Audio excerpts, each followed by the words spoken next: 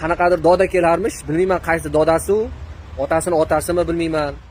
Qandaydir bir siyosatchi uchun siyosatchiga yaxshi ko'rinaman deb qonuniy faoliyat bilan shug'ullanayotgan odamlarning faoliyatiga mana bunday to'sqinlik qilib, kallani ishlatinglar, mansabdorlar. Albatta kalla ishlasa.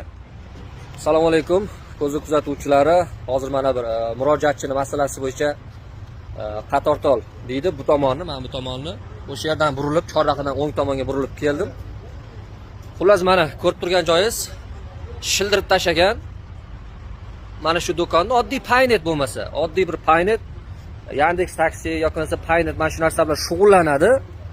Aynan Yandexda reklama qilmaydi yoki Paynetda reklama qilmaydi. Shu Paynet bilan Yandex bilan shug'ullanadi, shu orqasida oylik oladi. Eng qizig'i, mana shu narsani ekraningga reklama qilyapsan deb oldirib tashayotgan ekan, shildirib tashayotgan ekan. Hozir ikkita odam kelib bu bo'yicha gaplashdim. Prokuror Jahongir Chilonzorda qanaqadir Jahongir degan prokurorni topshirig'i bilan oldirtiryapmiz, falon pismodon deydi. Eng qizig'i qaysi qaror, qaysi asosga ko'ra? Chunki mana bu faoliyat turi hisoblanadi.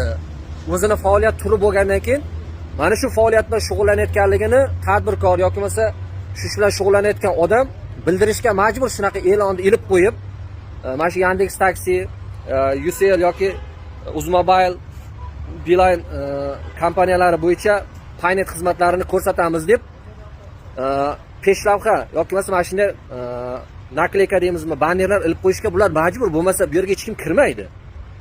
Hech kim bu yerdan savdo qilib yoki pul tashlab yoki shunaqa bir nima deydi, munosabat ham qilmaydi.